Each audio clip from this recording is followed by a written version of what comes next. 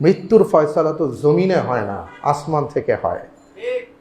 যদি আসমান থেকে হয়ে থাকে এবং যদি আমার এই ফয়সালা হয়েই থাকে তাহলে মৃত্যু হবে। কিন্তু তাই বলে কি আমি মৃত্যুকে ভয় করে আমি অন্যায়ের সাথে আপোষ করব? আপনি ইমানি চেতনাটা খেয়াল করেন। আমরা তো মৃত্যুর ভয়ে আজকে অনেক কথা বলি না। আমরা মৃত্যুর ভয়ে কথা বলি না, আমরা চাকরির ভয়ে কথা বলি না, আমরা স্ট্যাটাসের ভয়ে কথা বলি না, সোসাইটির ভয়ে কথা বলি না। কিন্তু তিনি কিন্তু তার কথার মধ্যে যেটা ন্যায় আর যেটা অন্যায় সেই কথা বলতে কখনো কাউকে ছাড়েন নাই। সব দলের ব্যাপারে উনি কথা বলেছেন। উনি তো বুঝতে পেরেছিলেন যে ওনার উপরে কতটা হুমকি আছে, যে যেই কোনো মুহূর্তে ওনাকে চলে যেতে হতে পারে। কিন্তু উনি তো এই কারণে ওনার জবান কখনো বন্ধ করেন নাই। সিংহের মতন বেঁচে থাকবে নাকি বেড়ালের মতন ম্যাও ম্যাও করবে, এটা তুমি নির্ণয় করো। কাম মিন ফিআতিন কলিলাতিন গালাবাত ফিআতান কাসীরাতান বিইذনিল্লাহ। আল্লাহ তাআলা কোরআনে কারীমের মধ্যে যে বলেছেন, আমরা তো অনেক সময় সংখ্যা দিয়ে বিচার করি। আজকে দেখেন, এক ওসমান হাদি গোটা বাংলাদেশ নাড়িয়ে দিয়েছে। আল্লাহ রাব্বুল আলামিন বলেছেন, যদি তোমার ঈমানটা ঠিক থাকে, সততার সাথে জীবনযাপন করতে পারো, তুমি একাই যথেষ্ট, একাই একটা কম। এমন হাদিকে বারবার পাবো না, বাংলাদেশ বারবার পাবে না। আমরা হাদিকে হারিয়েছি। কিন্তু আল্লাহ রাব্বুল আলামিনের কাছে আমরা দোয়া করি যে আজকে যে প্রতিটা যুবকের ভেতরে একটা আওয়াজ উঠেছে, আমরা হাদি হব, সৎ এবং সততার যাপিত জীবনের ক্ষেত্রে আল্লাহ রাব্বুল আলামিন যেন আমাদের এই সন্তানদেরকে হাদির মতন কবুল করে।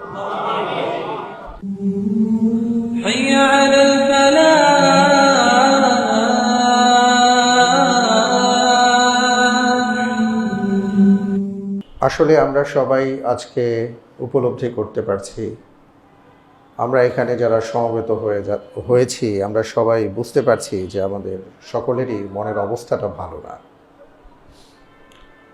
কারণ ইতিমধ্যে আমরা সবাই জানি, যার শাহাদাতকে কেন্দ্র করে আজকে গোটা বাংলাদেশের মানুষের মাঝে, প্রত্যেকটা মানুষের মনের ভেতরে একটা হাহাকার তৈরি হয়েছে।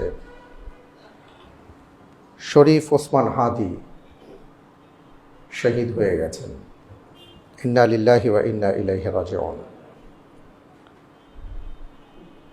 আসলে কখনো কখনো রাসূলুল্লাহ সাল্লাল্লাহু আলাইহি ওয়াসাল্লাম বলেছেন যে একজন মুমিন, একজন ঈমানদার, তার মৃত্যুটা কখনো এমন হয়ে থাকে যে তার চলে যাওয়ার মধ্য থেকে অসংখ্য মানুষের জীবন এবং ঈমান জেগে ওঠে। পবিত্র কোরআনুল কারীমে সূরাতুল বুরুজের মধ্যে একটা ঘটনা আল্লাহ তাআলা উল্লেখ করেছেন, যেই ঘটনাটাকে আমরা আসহাবুল উখদুদের কথা বা ইতিহাস বলে জানি। কুতিলা আসহাবুল উখদুদ আন-নারি যাতিল ওয়াকুদ ইয হুম আলাইহা কুউদ ওয়া হুম আলা মা ইয়াফআলুনা বিল মুমিনিনা শুহুদ। ওই ঘটনাটা এমনই ছিল যে একজন ঈমানদারকে তৎকালীন সময়ের কুফফার শক্তি তারা নানাভাবে চেষ্টা করেছিল তাকে হত্যা করবার জন্য, তা পারে নাই। কখনো পাহাড় থেকে ফেলে দিয়েছে, কখনো ঝড়ের মধ্যে সমুদ্রে ফেলে দিয়ে আসছে, কিন্তু তার মৃত্যু হয়নি, তাকে মারতে পারছিল না। তো এটা নিয়ে সেই সময়কার রাষ্ট্রযন্ত্র সব কিছু ব্যবহার করার পরও যখন তাকে হত্যা করতে পারছে না, তারা বুঝে উঠতে পারছে না যে এখন কি করবে। এই কিশোর তখন চিন্তা করেছিলেন, তারা যদি আমাকে মেরেও ফেলে, আমি এমন একটা কাজ করতে পারি যে আমার একজনের জীবনের বিনিময়ে হাজারটা জীবন ঈমানের পথে আসবে। তখন তিনি সেই রাষ্ট্রযন্ত্রকে বলেছিলেন, যদি তোমরা আমাকে শহীদ করতেই চাও, তাহলে তোমরা যে তীর নিক্ষেপ করবে, তীর নিক্ষেপ করার সময় বিসমিল্লাহ বলতে হবে, আল্লাহর নামে। তবেই কেবল সম্ভব, কারণ আল্লাহ রব্বুল আলামিন ছাড়া কেউ আমার মৃত্যু ঘটাতে পারবে না। আল্লাহর হুকুম ছাড়া আমার মৃত্যু কেউ ঘটাতে পারবে না। তখন তারা তাই করেছিল। অসংখ্য মানুষের উপস্থিতির মধ্য থেকে তারা বিসমিল্লাহ বলে তীর ছুঁড়ে মেরেছিল এবং সেই কিশোরকে তারা শহীদ করে দিয়েছিল। কিশোর যখন শহীদ হয়ে যাচ্ছে তখন সে হাসতে হাসতে শাহাদা আঙ্গুল উপরে উঁচিয়ে সে বলেছিল যে তোমরা আমার কথাতেই বিশ্বাস করেছ, তুমি আল্লাহর নাম নিয়েই আমাকে হত্যা করেছ, তুমি স্বীকার করেছ যে আল্লাহ ছাড়া কারো জীবন অথবা মৃত্যু কেড়ে নিতে পারে না। এবং এই কথাটা যখন সমাজের সেই উপস্থিতি শুনল আর জানল, তখন তারা উচ্চস্বরে শাহাদা পাঠ করল। আর এই কিশোর ছেলের তার জীবন প্রদীপ নিভে গেল, তিনি শাহাদাতের অমীয় সুধা পান করলেন। বিষয়টা হলো যে আমাদের বাংলাদেশে আমরা যে অস্থিরতার মধ্য দিয়ে যাচ্ছি, কিন্তু কখনো কখনো গভীর অন্ধকারের মাঝেও হঠাৎ হঠাৎ কখনো আলোর দেখা পাই, যে আলোগুলো আমাদেরকে আশা জাগায়। সেই অসংখ্য আলোর মাঝে আমি বলতে পারি যে ওসমান হাদি ছিলেন এমন একটা আলো। অলরেডি তাকে নিয়ে প্রচুর স্টাডি হচ্ছে, ভবিষ্যতেও হবে। তার প্রতিটা কথা, তার প্রতিটা কাজ এই নতুন প্রজন্ম যাদের হাতে বাংলাদেশে এখন গোল্ডেন টাইম চলছে, যুবকের সংখ্যা বেশি। তো এই যুবকেরা, অধিকাংশ যুবক, তাদের জন্য এক ওসমান হাদি যে বার্তা দিয়ে গেছেন, তিনি তার জীবন দিয়ে, এই বার্তাটা যদি আমাদের যুব সমাজ ধারণ করতে পারে, তাহলে আমরা আশা করতে পারি যে ভবিষ্যতের বাংলাদেশটা ইনশাল্লাহ অন্যরকমভাবে আমরা পাব।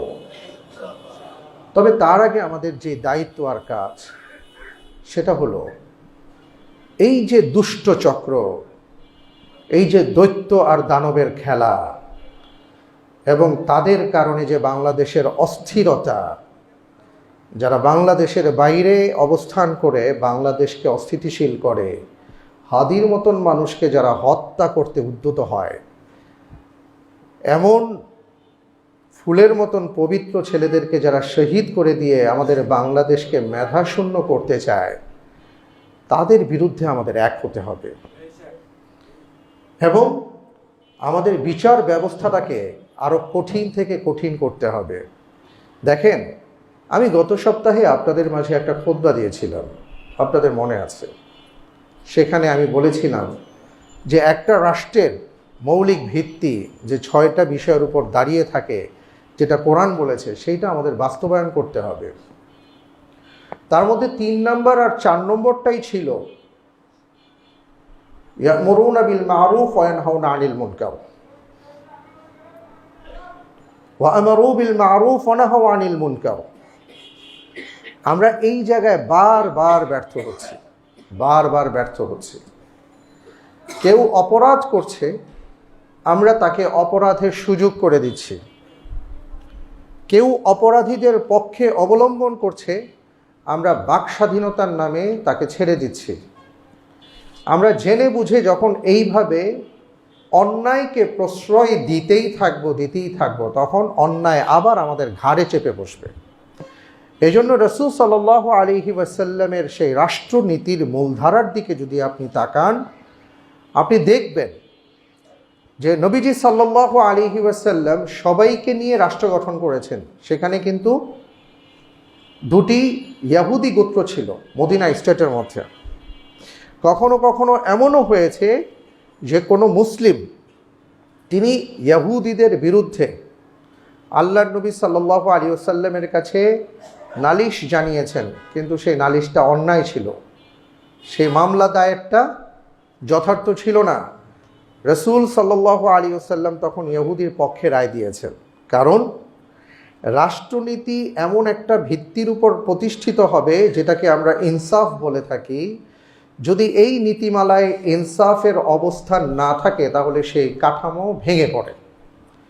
কিন্তু আমাদের সমস্যাটা হলো যে আমরা আমাদের সমাজের নানা জায়গায় আমরা দেখি যে সেখানে ইনসাফ নাই, আমরা ইনসাফ কায়েম করতে পারি না।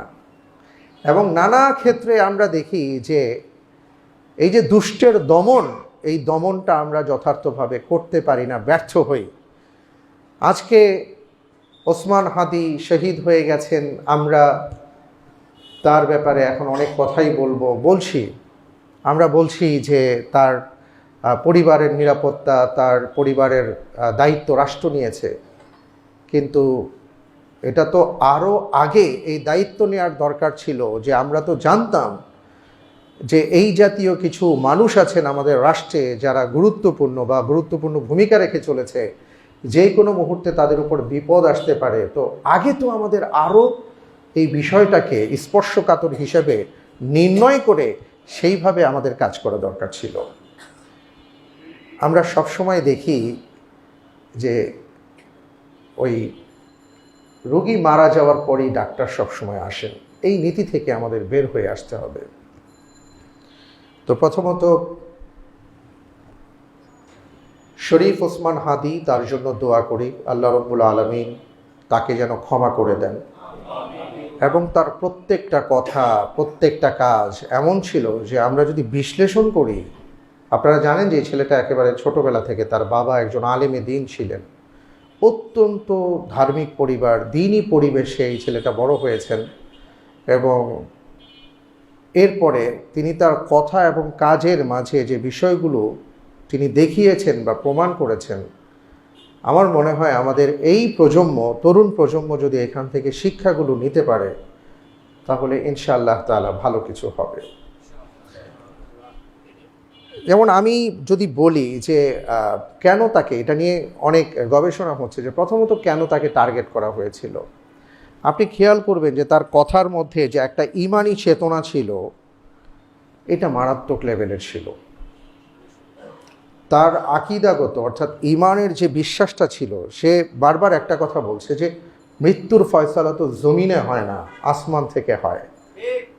যদি আসমান থেকে হয়ে থাকে এবং যদি আমার এই ফয়সালা হয়েই থাকে, তাহলে মৃত্যু হবে। কিন্তু তাই বলে কি আমি মৃত্যুকে ভয় করে আমি অন্যায়ের সাথে আপোষ করব? আপনি ঈমানি চেতনাটা খেয়াল করেন। আমরা তো মৃত্যুর ভয়ে আজকে অনেক কথা বলি না। আমরা মৃত্যুর ভয়ে কথা বলি না, আমরা চাকরির ভয়ে কথা বলি না, আমরা স্ট্যাটাসের ভয়ে কথা বলি না, সোসাইটির ভয়ে কথা বলি না। কিন্তু তিনি কিন্তু তার কথার মধ্যে যেটা ন্যায় আর যেটা অন্যায়, সেই কথা বলতে কখনো কাউকে ছাড়েন নাই। সব দলের ব্যাপারে উনি কথা বলেছেন। আপনি যদি দেখেন আর কি, স্টাডি করলে এগুলো বের হয়ে আসছে। এরপরে আমরা আরেকটা বিষয় দেখেছি যে তার ভিতরে সবসময় শাহাদাতের তামান্না কাজ করত। সরাসরি বলতো, মেরে ফেলেন, আমার মুখ বন্ধ করতে চাইলে আমাকে গুলি করতে হবে, শহীদ হয়ে যাব। তিনি তো এই আশঙ্কাও প্রকাশ করেছেন যে যদি আমি আমার মারা যাই, আমার ছেলেটারে দেখে রাখেন। সুবহানাল্লাহ ওয়া বিহামদিহি। তো উনি তো বুঝতে পেরেছিলেন যে ওনার উপরে কতটা হুমকি আছে, যে যেই কোনো মুহূর্তে ওনাকে চলে যেতে হতে পারে। কিন্তু উনি তো এই কারণে ওনার জবান কখনো বন্ধ করেন নাই। আমি যে কথাটা বলতে চাচ্ছি, সিংহের মতন বেঁচে থাকবে নাকি বেড়ালের মতন ম্যাও ম্যাও করবে, এটা তুমি নির্ণয় করো। কাম মিন ফিআতিন কলিলাতিন গালাবাত ফিআতান কাসীরাতান বিইذনিল্লাহ। আল্লাহ তাআলা কোরআনে কারীমের মধ্যে যে বলেছেন, আমরা তো অনেক সময় সংখ্যা দিয়ে বিচার করি। আজকে দেখেন, এক ওসমান হাদি গোটা বাংলাদেশ নাড়িয়ে দিয়েছে। আল্লাহ রাব্বুল আলামিন বলেছেন, যদি তোমার ঈমানটা ঠিক থাকে, সততার সাথে জীবনযাপন করতে পারো, তুমি একাই যথেষ্ট, একাই একটা কম। এটা কিন্তু আমরা খেয়াল করছি। পাশাপাশি যদি আমি আরও বলি যে ওনার ভেতরে আরও একটা যে বিষয় ছিল, সেটা হলো হুব্বুল ওয়াতান, দেশের প্রতি প্রচণ্ড ভালোবাসা। আধিপত্যবাদের বিরুদ্ধে তার যেভাবে অবস্থান ছিল এবং সুস্পষ্টভাবে যারা দাদাগিরি ফলাতে চায় তাদের বিরুদ্ধে যেভাবে তিনি কথা বলেছেন স্পষ্টভাবে, এটা ওনার একটা দেশপ্রেমের নমুনা ছিল। আমরা তো অনেকে আমাদের দেশকে আমরা বিক্রি করে দিয়েছি, দেশকে বিক্রি করে দেই, সামান্য লোভ লালসায় আমরা দেশকে অন্যের হাতে তুলে দেই। কিন্তু হাদি প্রমাণ করেছে যে না, জীবন যাবে, দেশ দিব না। এটা আমাদের প্রজন্মকে ধরে রাখতে হবে।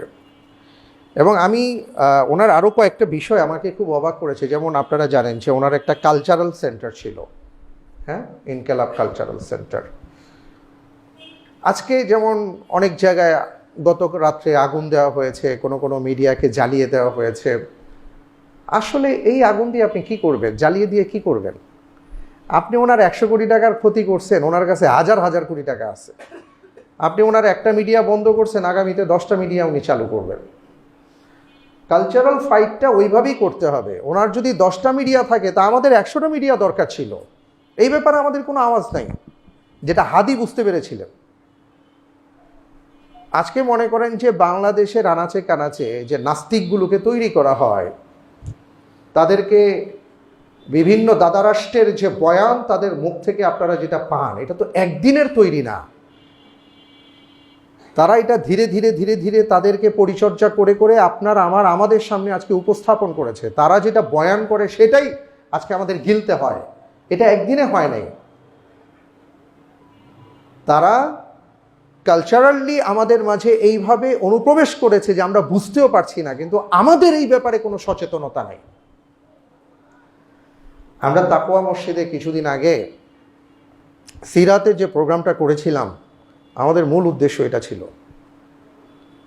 আমাদের প্রজন্মকে যদি বাঁচাতে হয় তাহলে তাদেরকে ইসলামিক কালচার তাদেরকে উপহার দিতে হবে, নীতি নৈতিকতার কালচার তাদেরকে দিতে হবে। এই জন্য আমাদের অসংখ্য কালচারাল সেন্টার দরকার, আমাদের মিডিয়া দরকার। আমি তো 1-2টা প্রোগ্রাম করতে গিয়ে আমার বেহুশ হওয়ার মতন অবস্থা, যে স্পন্সর নিয়ে আমাদের দৌড়াইতে হয়। ইসলামিক প্রোগ্রাম কেউ আগাতে চায় না, গানের প্রোগ্রামে সবাই দিবে। আমরা কেউ বুঝি না যে এটা যে একটা যুদ্ধ। লক্ষ লক্ষ হাদি প্রস্তুত করতে চাইলে আমাদের এই যুদ্ধে অবতীর্ণ হতে হবে। আপনি আজকে তুরস্কের দিকে তাকান, তুরস্কে এরদোয়ান আসার পরেও, এত বছর পরেও আজকেও তাদের কালচার চেঞ্জ করা যায়নি। কেন যায়নি? কারণ কামাল আতাতুর্ক আসার পরে যেটা করেছিল সেটা হলো ইসলামিক কালচারকে একেবারে নিশ্চিহ্ন করে দেওয়ার জন্য পুরো বিকল্প কালচার সে উদ্ভাবন করেছিল এবং আমদানি করেছিল। আজকে আমাদের বাংলাদেশে তাই হচ্ছে। আজকে আব্দুর রহমান, আপনার ছেলে, আমার ছেলে, যাদেরকে দেখছি, সূরা আহকাফের মধ্যে যে 2 ধরনের সন্তানের কথা বলা হয়েছে, এই দ্বিতীয় ধরনের সন্তান সবার হয়ে যাচ্ছে, আমাদের কারো কোনো খবর নাই ভাই। সূরাতুল আহকাফের মধ্যে প্রথম সন্তানের কথা বলা হয়েছে, যার বয়স হবে 40, যে একটা ঈমানি চেতনায় বড় হবে এবং আপনার আমার জন্য আল্লাহর কাছে দোয়া করবে, এবং আমি যে মা বাবা হতে পেরেছি তার এই জন্য সে আল্লাহর কাছে কৃতজ্ঞতা প্রকাশ করবে। কোরআন খুলে দেখেন, হাত্তা ইযা বালাগা আশুদ্দাহু ওয়া বালাগা 40 সানা ক্বালা রাব্বি আউজি'নি আন আশকুরা নি'মাতাকা আল্লাতী আন'আমতা আলাইয়া ওয়া আলা ওয়ালিদাইয়া ওয়া আন আ'মালা সালিহান তারদাহু ওয়া আসলিহ লি ফি যুররিয়াতি ইন্নী তুবতু ইলাইকা ওয়া ইন্নী মিনাল মুসলিমিন। একজন তরুণের কথা, যুবকের দোয়া আল্লাহ তুলে ধরেছেন, যার বয়স হলো 40, যে আল্লাহর কাছে দোয়া করছে, কৃতজ্ঞতা প্রকাশ করছে যে আল্লাহ, এমন মা বাবা আপনি আমাকে দিয়েছেন, আমি আপনার কাছে কৃতজ্ঞ। আল্লাহ, আপনি আমার পরিবারটাকে সুন্দর রাখুন, আমরা সবাই যেন আপনার কথা মতন চলতে পারি, সেই তৌফিক দান করুন। এইভাবে একটা পরিবার, একরকম সন্তানের কথা আল্লাহ তাআলা বলেছেন। আরেক জায়গায় এর পরের আয়াতে আসছে, الذي قال لوالديه أف لكما أتعدانني أن أخرج وقد خلت القرون من قبلي وهما يستغيثان الله ويلك آمن إن وعد الله حق। ওই ছেলের বয়স 40 হয়ে গেছে, নামাজ পড়ে না, ইবাদত করে না, বন্দিগি করে না, মা বাবার ধারের কাছে যায় না, আল্লাহর কথা শুনে না। এখন মা বাবা গিয়ে বলে, বাবা নামাজ পড়ো, বাবা মরতে হবে, আল্লাহ যখন তোমাকে জিজ্ঞেস করবেন কি জবাব দিবে? তখন ছেলে বলে, উফ, বিরক্ত করো না, উফিল লাকুমা, এইভাবে শব্দটা আসছে। ছেলে বিরক্ত হয়ে বলে, বিরক্ত করো না, কি বলো এগুলা? আতাইদানিনি আন উখরাজা ওয়া ক্বাদ খালাতিল কুরুন মিন ক্বাবলি, যে আমি এবং আমার পূর্বপুরুষ যারা ছিল তাদেরকে আবার উঠানো হবে, এটা কোনো কথা? মা বাবা কিন্তু ইমানদার, মা বাবা তাকে বোঝা, বাবা রে এটা বলো না, আল্লাহর ওয়াদা সত্য। আর ছেলে ওই মা বাবাকে তখন নানাভাবে ভৎসনা করে যে এগুলো কোনো কথা বলো, কি বলো? সন্তান তো, কিন্তু কোন রকম সন্তান? এক সন্তান আল্লাহর কাছে দোয়া করে, আরেক সন্তান মা বাবাকে ভৎসনা করে, আর মা বাবা আফসোস করে তখন আল্লাহর কাছে বলে, আল্লাহ কি করব? তো এই যে দ্বিতীয় ধরনের সন্তান যে আমাদের তৈরি হচ্ছে, এটা কিভাবে হচ্ছে? কালচারালি তাদেরকে কিডন্যাপ করা হচ্ছে, তাদেরকে নিয়ে যাওয়া হচ্ছে, আপনার ঘরেই থাকে ছেলেটা, মেয়েটা আপনার পাশেই থাকে, আপনার সাথেই খায়, আপনার পাশের রুমেই ওর অবস্থান, কিন্তু আপনার চেতনার সাথে ওর চেতনার হাজার হাজার মাইল দূরত্ব হয়ে গেছে। এটা কারা করেছে? যারা করেছে তাদের বিপরীতে আপনি কি করেছেন? হাদি যেটা বুঝেছে আমরা সেটা বুঝি নাই। আমরা এই যে মাঝে মাঝে যে নাশিদ সন্ধ্যা বলি, আমরা তিলাওয়াত সন্ধ্যা বলি, আমরা সিরাত আয়োজন বলি, এগুলো এটার একটা পার্ট। আপনি যদি এই সন্তানদেরকে এগুলো না দেন তো ওদেরকে নিয়ে যাবে অন্যরা। দেখেন না যে এখন কিভাবে বিশ্ব সুন্দরী প্রতিযোগিতায় আমাদের মেয়েদেরকে নিয়ে গেছে এবং তারা এগুলোকে প্রাউড ফিল করে। এখন আপনি, আমাদের মেয়েরা, আমাদের ছেলেরা, আপনি আমি এখন ফেসবুকে পোস্ট দেই, ও যখন একটা গান গায় অথবা ও যখন ছোট্ট বয়সে নাচানাচি করে, আপনি খুব প্রাউড ফিল করে লেখেন, মাশাল্লাহ আমার মেয়েটা কত সুন্দর নাচছে। এখানে মাশাল্লাহ বলে নাউজুবিল্লাহ মিন যালিক। বুঝেই না কোন জায়গায় কি বলতে হবে, আমাদের ঈমান কোথায় গিয়ে দাঁড়িয়েছে আমরা বুঝি নাই। হাদি বুঝতে পেরেছিলেন যে কালচারাল আগ্রাসন চলছে, এটার বিপরীতে আমাদের কাজ করতে হবে। এই জন্য তিনি কালচার নিয়ে কাজ করেছেন। সম্মানিত ভাইয়েরা আমার, আরেকটা বিষয় আমার কাছে খুব ভাল লাগতো তার যে বিষয়টা, যে আপনি খেয়াল করেছেন এই ছেলেটা একেবারে সাদামাটা জীবনযাপন করত, সাদামাটা। যাকে খুশি তাকে জড়িয়ে ধরত, যাকে খুশি তার সাথে বসে চা খেত, পাউরুটি শেয়ার করত, কেউ পকেটে তার টাকা ঢুকিয়ে দিচ্ছে। কি একটা দৃশ্য, অসাধারণ একটা দৃশ্য। একটা নতুন বাংলাদেশের একটা নতুন চিত্র আমরা দেখতে পাচ্ছিলাম, যেটা ইতিপূর্বে কেউ তৈরি করতে পারে নাই এইভাবে আর কি। আমরা দেখি নাই, হয়তো আপনারা দেখেছেন, মুরব্বী যারা আছেন, আমরা যারা আর কি স্বাধীনতার পরে আমাদের যাদের জন্ম, আমরা এমন দেখি নাই যে মানুষের সাথে আপনভাবে কিভাবে মিশে যায়। কিন্তু আরেকটা জিনিস আবার দেখলাম, রুহামা উবাইনাহুম তারাহুম আশিদ্দাউ আলাল কুফফার রুহামা উবাইনাহুম তারাহুম। দেশপ্রেম, মানুষের প্রতি ভালোবাসা, যারা তাকে ভালোবাসছে দেশের জন্য, তাদের হৃদয়, ইসলামের জন্য তার হৃদয় সবসময় বিগলিত ছিল। কিন্তু শত্রুপক্ষের জন্য, যারা দেশের শত্রু ছিল তাদের বিরুদ্ধে, বা ইসলামের শত্রু ছিল তাদের বিরুদ্ধে তার কণ্ঠ কিন্তু উচ্চকিত ছিল, কঠিন ছিল, যেটা কোরআনে কারীমের আয়াতের মধ্যে আসছে।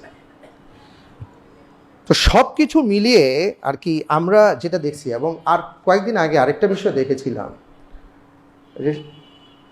এই ছেলে তার বিরুদ্ধে যারা হত্যা করতে চায়, যারা তাকে হত্যা করতে চায়, যারা তার শত্রু, সে জানে যে একটা গ্রুপ আছে যারা আমার জন্য পিস্তল রেডি করে রেখেছে, বুলেট রেডি করে রেখেছে, তাদের জন্য কিন্তু সে দোয়াও করেছে। ভিডিওটা দেখেছেন অনেকে, কেঁদে কেঁদে দোয়া করেছে যে আল্লাহ তাদেরকে তুমি হেদায়েত দান করো, তারা বুঝতে পারতেছে না, তাদেরকে তুমি হেদায়েত দান করো। সব কিছু মিলিয়ে আসলে হাদিকে স্টাডি করার মতন অনেক কিছু আছে। আমরা এমন হাদিকে বারবার পাবো না, বাংলাদেশ বারবার পাবে না। আমরা হাদিকে হারিয়েছি, কিন্তু আল্লাহ রব্বুল আলামিনের কাছে আমরা দোয়া করি যে আজকে যে প্রতিটা যুবকের ভেতরে একটা আওয়াজ উঠেছে, আমরা হাদি হব, সৎ এবং সততার যাপিত জীবনের ক্ষেত্রে আল্লাহ রব্বুল আলামিন যেন আমাদের এই সন্তানদেরকে হাদির মতন কবুল করে। আর সেই সাথে আমি আপনাদেরকে আহ্বান জানাবো, অনুরোধ জানাবো, বিশৃঙ্খলা নয়, আগুন দিয়ে কোনো লাভ নাই, ঘর বাড়ি ভেঙে কোনো লাভ নাই, বরং আসেন আমরা বুদ্ধিদীপ্ত লড়াইটা করি, যেটা ওরা করেছে। আপনি একটু ঠান্ডা মাথায় চিন্তা করে দেখেন যে আমরা যেগুলা দেখেছি, যে ভাইয়েরা, হ্যাঁ ভেতরে রক্ত গরম হতেই পারে, কিন্তু যেটা দরকার সেটা হলো যেই মুখগুলো, যাদের কথাগুলো, যাদের নানা ধরনের আশকারা আর উস্কানি পেয়ে হাদির মতন তরুণদের জীবন দিতে হয়, এদেরকে আইনের আওতায় আনতে হবে। আর সেই সাথে আমাদের বুদ্ধিদীপ্ত লড়াই করতে হবে, যাতে আগামী 15 বছর পরে এই বাংলাদেশের চেহারাটা অন্যরকম হয়। আজকে সিঙ্গাপুর পাল্টে যেতে পারে, ভিয়েতনাম পাল্টে যেতে পারে, মালয়েশিয়া পাল্টে যেতে পারে। এদের তো স্বাধীনতা আমাদের স্বাধীনতার খুব বেশি আগে পিছে না। আমরা কেন এখনো পাল্টাতে পারছি না? কারণ আমাদের দেশ নিয়ে ব্যবসা হয়। যারা ব্যবসা করে তাদের ব্যবসাকে বন্ধ করতে হবে। এটাই হলো আসল কথা। আল্লাহ রাব্বুল আলামিন ওসমান হাদির শাহাদাতকে কবুল করুন, আমিন। এবং আমি উদাত্ত আহ্বান জানাবো যে দুটো দাবি আসছে। এক দাবি হলো যে আমরা চাই শাহবাগকে ওসমান হাদি চত্বর নামকরণ করা হোক।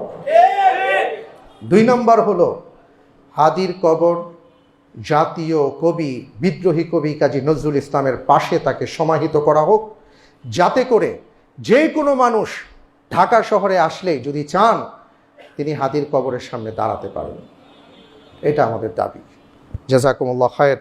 আসলে আজকে এই বিষয়ে আমার কথা বলার কথা ছিল না, আজকে বাধ্য হয়েছে এই ব্যাপারে কথা বলতে। সম্মানিত ভাই এবং বোনেরা, আজকে আমি আসলে যে বিষয়ে কথা বলতে চাচ্ছিলাম সেই কথাটা ছিল যে এই যে সন্তান নিয়ে এই কথা, অনেক স্কুল আছে যেই সকল স্কুলগুলো বন্ধ হয়েছে, বন্ধ চলছে। আপনার বাচ্চা এখন কোন জায়গায় সময় ব্যয় করছে? আপনি কিভাবে তার সময়টাকে বন্টন করে দিয়েছেন? কারণ আপনার আমার সময়টা তো খুব মূল্যবান। যতটুকু সময় পেয়েছেন ততটুকু সময় মূল্যবান। আল্লাহ রাব্বুল আলামিন বলেছেন কারো কারো ক্ষেত্রে, মান আমিলা সালিহাম মিন যাকারিন আও উনসা ওয়া হুয়া মুমিন ফালানুহইয়ান্নাহু হায়াতান তাইয়্যিবা। মুমিন নারী আর পুরুষের মধ্যে যারা ঈমানদার, যারা ভালো কাজ করে, ওই ভালো কাজগুলোর মাধ্যমে আমি তাদেরকে বাঁচিয়ে রাখি সমাজের মাধ্যমে। যেমন আপনি দেখেন হাদি কয়দিন জীবন পেয়েছেন, আবরার কয়দিন জীবন পেয়েছেন, অ্যাডভোকেট আলিফ কয়দিন জীবন পেয়েছেন। এইভাবে যারা দেশের জন্য, সমাজের জন্য রক্ত দিয়েছেন, আপনি দেখেন যে এক হাদি এই অল্প বয়সে যা করে গেছে, এমন 100 মানুষ তার জীবন দিয়ে তা করে যেতে পারেন নাই। এমন অসংখ্য মানুষের জীবন আছে, সেটা বলতে চাচ্ছি। এজন্য সময়টাকে আমাদের কাজে লাগাতে হবে এবং সন্তানকে এমনভাবে আমাদের লালন পালন করতে হবে, এমনভাবে পরিচর্যা করতে হবে, এমনভাবে তাকে দেখভাল করতে হবে যাতে করে এই সন্তান আমার জন্য সম্পদে পরিণত হয়। আজকে দেখুন, হাদির জন্য দোয়া করছে, হাদির মা বাবার জন্য দোয়া করছে। হাদির বাবার জন্য, হাদি যখন তার বাবার কথা বলে, সে বলে যে আমার সকল শক্তি বা সাহসের সঞ্চয় ছিলেন আমার বাবা। তিনি ঝড়ের রাতেও ফজরের সময় মসজিদে চলে যেতেন, যে কারণে বাংলাদেশ নতুন একটা কালচার পেয়েছিল যে ফজরের নামাজের পরে ইলেকশনের ক্যাম্পেইন হতে পারে। মসজিদের সামনে ছেলেটা দাঁড়িয়ে দাঁড়িয়ে তার হ্যান্ডবিল দিয়েছে। এটা বাংলাদেশ এই চিত্র কবে দেখেছে এর আগে? এই জন্য বলেছি, হাদিরা এইভাবে হুটহাট জন্ম নেয় না, তাদেরকে গড়ে তুলতে হয়। তার মা বাবা তাকে সেইভাবে গড়ে তুলেছিল। আমরা আমাদের সন্তানদেরকে তো গড়ে তুলতে হবে, নয়তো সম্পদের জায়গায় বোঝা হয়ে যেতে পারে, আপনার আমার জন্য আযাব গজব হতে পারে। পারে না ভাই? হাদিকে যেই লোকটা, যেই খুনিটা হত্যা করেছে, আজকে তার মা বাবার কথা চিন্তা করে দেখেন। তার 14 গোষ্ঠী এখন বিপদের মধ্যে আছে না? এই সন্তান তার জন্য এখন কি সম্পদ হলো না বোঝা হলো? এই সন্তান তার জন্য নিয়ামত হয় নাই, এখন এই সন্তান তার জন্য গজবে পরিণত হয়েছে। এই জন্য আমি বলবো যে সন্তানকে, এই বৃক্ষটাকে ভাই আপনার লালন পালন করতে হবে, আপনাকে পরিচর্যা করতে হবে। তা আমার কথাটা আজকের মূল প্রতিপাদ্য যেটা ছিল খুতবার, যে এই যে বাচ্চাগুলোর ছুটি হয়েছে, বাচ্চার ছুটিটাকে আপনি কিভাবে কাটাচ্ছেন? আমাদের কিন্তু কোনো প্ল্যান থাকে না। আমরা চিন্তা করি ছুটি হয়েছে 15 দিন, 20 দিন, 1 মাস, চলো ঘুরে আসি, চলো ওখানে যাই, এখানে যাই, খাও দাও, মাস্তি করো, মজা করো, এইভাবে আমরা সময় কাটাচ্ছি। কিন্তু ইসলাম তো এটা বলে না। ইসলামের প্রত্যেকটা কাজ, প্রত্যেকটা কর্ম আপনাকে প্ল্যান ওয়াইজ করতে হবে। আপনাকে সুনির্দিষ্টভাবে প্ল্যান করবেন, সেই প্ল্যান মাফিক যদি আপনি করেন তাহলে আপনি ফলাফল পাবেন। তো এই কারণে ইসলাম আমাদেরকে কিছু বিষয় বলে, সেটাই আমি আজকে আপনাদেরকে বলতে চাচ্ছিলাম। যেমন মনে করেন, প্রথমত যেটা বলবো, আপনারা তো ঘুরতে যান, অনেকেই বাচ্চার ছুটিতে ঘুরতে যান। আপনি কোথায় ঘুরতে যাবেন? যদি আপনি সিঙ্গাপুর, লন্ডন, আমেরিকা ইত্যাদি চিন্তা করে থাকেন, সমস্যা নাই, কিন্তু তার আগে আমার কথা হলো যে ওকে দেখেন একটু কাবাকে স্পর্শ করিয়ে নিয়ে যেতে পারেন কিনা, যদি আপনার তৌফিক থাকে। আপনি যদি সিঙ্গাপুরের কথাই চিন্তা করেন তাহলে ওটাকে বাদ দিয়ে আপনি কাবায় চলে যান। ওর ঘোরাও হবে, আল্লাহর ঘর চেনা হবে, আল্লাহ রব্বুল আলামিন সম্পর্কে ওকে দু চারটা কথা বলতে পারবেন এবং মালিকের সাথে সন্তানের সম্পর্ক তৈরি করে দিতে পারবেন। এই চিন্তাটা করতে পারলে ভালো হয়। এরপরে আপনি যা করেন, আপনি অন্য কোথাও নিয়ে যাবেন। আচ্ছা, অন্য কোথাও যে নিয়ে যাবেন সেখানেও কিন্তু ইসলাম আপনাকে আমাকে পরিকল্পনা দিয়েছে। সুবহানাল্লাহ। কুল সিরু ফিল আরদ সুম্মা আনজুরু কাইফা বাদাআল খালকি সুম্মা আল্লাহু ইউনশিউন নাশাতাল আখিরা। পৃথিবীর অনেক রাষ্ট্রে আমরা যাই, অদ্ভুত সুন্দর সুন্দর দৃশ্য আমাদের চোখের সামনে ভাসে। প্রকৃতির এই সৌন্দর্য দেখে আমরা হারিয়ে যাই, আমরা ছবি তুলি, আমরা অন্যকে দেখাই, আমরা ওয়াও বলি, হাই বলি, কত কিছু বলি, কিন্তু আমরা সুবহানাল্লাহ বলি না। অথচ আল্লাহ তাআলা বলেছেন যে আমার সৃষ্টি দেখো, আর দেখো যে আমি কিভাবে সৃষ্টি করেছি। এটা তোমার জন্য চিন্তার খোরাক যোগাবে। আপনি আপনার সন্তানের মাঝে এই শিক্ষাটা দিয়ে দেন, দেখো বাবা, আল্লাহ তাআলা এই নিখিল বিশ্বকে কত সুন্দর করে সৃষ্টি করেছেন। কোথাও পাহাড়, কোথাও সমুদ্র, কোথাও হ্রদ, কোথাও ঝর্ণা, কোথাও মরুভূমি, এক এক জায়গায় এক এক রকম সৃষ্টির বৈচিত্র্য আল্লাহ তাআলা তুলে ধরেছেন। বাবা, এগুলো দেখো, এগুলো শেখো। অথবা আপনি এমন কোথাও নিয়ে গেছেন, কোনো নগরী ধ্বংস হয়ে গেছে, ওটার পাশ দিয়েও যাচ্ছে, ওকে আপনি শিক্ষা দেন যে বাবা দেখো, যে এর পাশ দিয়ে, যে এলাকার পাশ দিয়ে যাচ্ছে, এই এলাকাটা এমন পাপে নিমজ্জিত ছিল, আল্লাহ তাআলা তাদেরকে ধ্বংস করে দিয়েছেন। সুতরাং পাপে থাকা যাবে না, পাপ করা যাবে না, পাপ করলে আল্লাহ ধ্বংস করে দেন। অর্থাৎ আপনি সফরই করবেন, আপনি ওকে নিয়ে ঘুরতেই যাবেন, বেড়াতেই যাবেন, কিন্তু এটাও একটা পরিকল্পনা মাফিক হোক, যেটা ইসলাম আমাদেরকে শিক্ষা দেয়। এই চেষ্টাটা আমরা করতে পারি। এরপরে আমি যেটা বলতে চাই সেটা হলো যে যদি বাসায় থাকে তাহলে কি করছে? ও কি কোরআন পড়তে পারে? আপনি কি ওকে এতটুকুভাবে তৈরি করেছেন যে আপনার জানাজার সালাতের ইমামতি ও করবে? এতটুকু ওর জ্ঞান আছে কি না? যদি না থেকে থাকে তাহলে এটা আপনার জন্য আফসোসের কারণ। আপনি যেমন চান যে আমার সন্তান আমাকে বাবা বলে ডাকবে, আমাকে মা বলে ডাকবে, তাহলে এটা কেন আপনি চাচ্ছেন না যে আমার সন্তান আমার সলাতুল জানাজা পড়াবে? আমি তো এটা খুব পছন্দ করি। আমি যখন শুনি যে কেউ মারা গেছেন, তার ছেলে এসে বলছে যে আমি সলাতুল জানাজা পড়াতে চাই, তার হক বেশি। আমি তো চাই যে এটা আমার প্রত্যেকটা ভাই বোন এখানে যারা আছেন প্রত্যেকের সন্তান অন্তত এতটুকু শিক্ষা লাভ করুক, দ্বীনের যে মৌলিক জ্ঞান সে লাভ করুক, কোরআন অতটুকু পড়তে পারুক যতটুকু তার না পড়লেই নয়, সহিভাবে পড়া শিখুক, বুঝে পড়ুক, এবং যেগুলো মৌলিক ভিত্তি আছে ইসলামের সেই সম্পর্কে তার জ্ঞান অর্জিত হোক। আপনি যদি সময় না পেয়ে থাকেন, এই ছুটির সময়টা কাজে লাগান, ওকে এই শিক্ষাটা দেবার চেষ্টা করেন। এটা আপনার জন্য সম্পদ হবে, বিশাল বড় সম্পদ হবে। আমরা আজকালকার বাচ্চাদেরকে দেখি যে কি দিব, ওই যে বললাম যে আজকে ওরা হারিয়ে যাচ্ছে। আমি টুকটাক ইংলিশ মিডিয়াম স্কুলে কিছু কাজ করার ফলে আমার কিছু বিচিত্র অভিজ্ঞতা হয়েছে, যেই আসলে এই বয়সে আমার জানা ছিল না। আমার নিজেকে তখন মনে হয়েছে যে আমি কোথায় আছি। একজন গার্ডিয়ান বলছিলেন যে আলহামদুলিল্লাহ আমার ছেলেটা আগের থেকে অনেক ভালো হয়েছে। কি হয়েছে ভালো? বললো যে ও এখন অনলাইনে গেম খেলে ঠিকই, কিন্তু ওর সহপাঠীদের সাথেই খেলে এবং কিছু আর্ন করে। আমার না মাথায় ঢুকে নাই, মাথার উপর দিয়ে কথাটা গেছে, কারণ এই ব্যাপারে আমার জ্ঞান নাই। আমি ওনার কথা শুনে তারপরে জানার চেষ্টা করলাম যে অনলাইনে গেম আবার সহপাঠীদের সাথে খেলা বিষয় কি। তখন তারা বলল যে ব্যাপারটা হলো যে কিছু গেম আছে এগুলো অনলাইনে খেলা যায়, পৃথিবীর নানা জায়গার অনেকের সাথে পার্টনার হয়। এই পার্টনার হওয়ার পরে তারা একসাথে মিলে গেমটা খেলে। এই খেলতে গিয়ে তখন তাদের সাথে বিচিত্র রকমের সম্পর্ক তৈরি হয়। সবাই তো আর ভালো হয় না, সবাই মন্দও হয় না। তো যদি খারাপের পাল্লায় পড়ে যায় তখন দেখা যায় যে ওই যে পার্টনার, সে পার্টনার তাকে ধীরে ধীরে শুধু তো গেমের মাধ্যমে সম্পর্ক তৈরি হয়, এরপরে এই সম্পর্কটা অনেক জায়গায় চলে যায়, কখনো কখনো তাকে খারাপ বানিয়ে ফেলে এবং এই সন্তানের প্রতি একটা লোভ তৈরি করে। তারা এই গেম খেলে খেলে আর্ন করে, উপার্জন করে এবং তখন সে নিজেকে অনেক কিছু মনে করতে শেখে। এখন বলে কি এটা?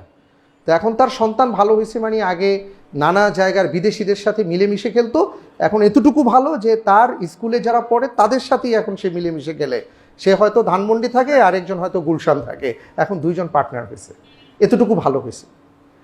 তা আমি বলতে চাচ্ছি যে আসলে এটা কেন হচ্ছে, এর কারণ হলো আমরা তার হাতে বিকল্প দিচ্ছি না। তো তার হাতে আপনি কোনো দিন কোনো নবী রসুলের গল্প তুলে দিয়েছেন?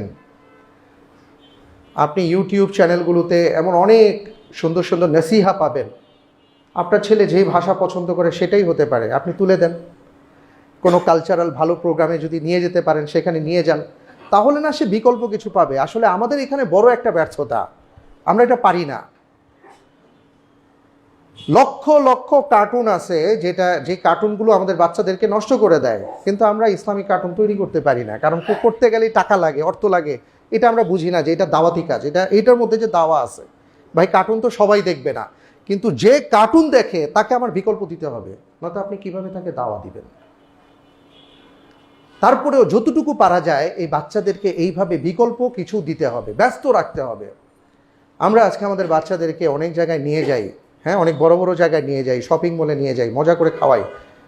একটা কাজ করতে পারেন, আপনি কিছু শীতবস্ত্র নিয়ে আপনি চলে যান কোথাও বাচ্চাটাকে নিয়ে, ওর হাত দিয়ে ওই বস্তিবাসীর মধ্যে আপনি একটা করে কম্বল দেওয়ান, একটা শীতবস্ত্র দেওয়ান, ওর ভেতরে মানবিকতা তৈরি হবে।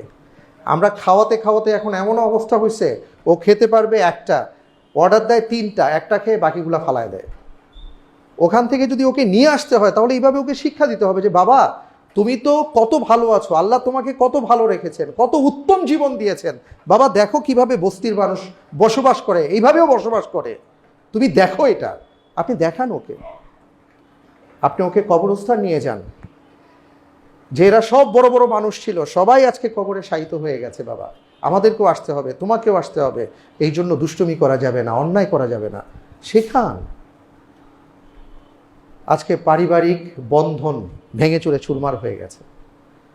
রাসূল সাল্লাল্লাহু আলাইহি ওয়াসাল্লাম যেখানে সিলাতুর রহিমের কথা বলেছেন, যে কেউ যদি চায় তার রিজিকে বারাকা হোক, হায়াতে বারাকা হোক, কেউ যদি চায় সে জান্নাতে যেতে চায়, তাহলে সে যেন রক্তের বন্ধন অটুট রাখে।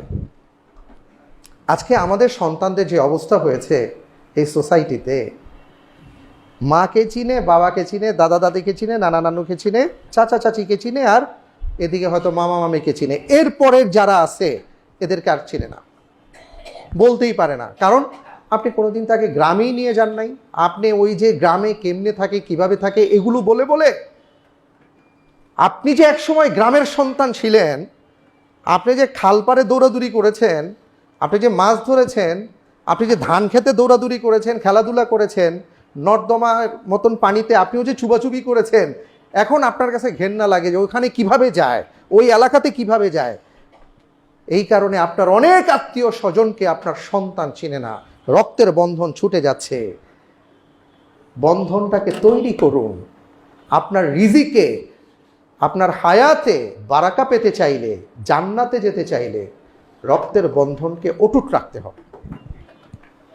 আমরা বন্ধন ছিন্ন করে দিচ্ছি। এরপরে কি হয়? এরপরে যেটা হয়, একটা পর্যায়ে আমাদের সন্তানরা বড় হবার পরে এরা তখন চিন্তা করে যে স্বামী আর স্ত্রীর সন্তান, মা বাবাও এখন ওনাদের হচ্ছে না, ঠিক আছে, তাহলে ওই যে বিভিন্ন জায়গায় এখন সুন্দর সুন্দর বৃদ্ধাশ্রম তৈরি হয়েছে, তাদেরকে ওইখানে রেখে আসে, কারণ এখন আর তাদেরও দরকার হয় না।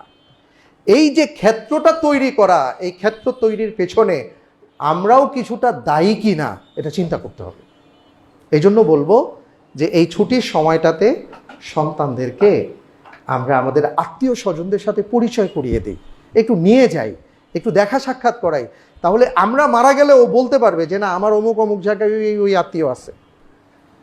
রাসূল সাল্লাল্লাহু আলাইহি ওয়াসাল্লাম উনি যখন মক্কা থেকে তায়েফে গিয়েছেন, সেই তায়েফে গিয়ে ওই ধারের কাছে না তো তায়েফ, 75 কিলোমিটার, 75 কিলোমিটার এখন আমরা গাড়িতে যেতেও কত সময় লাগে, আর সেই সময় ওনারা কিভাবে গিয়েছেন। কিন্তু আল্লাহর নবীর জানা ছিল তায়েফে কে কে তার আত্মীয় আছে।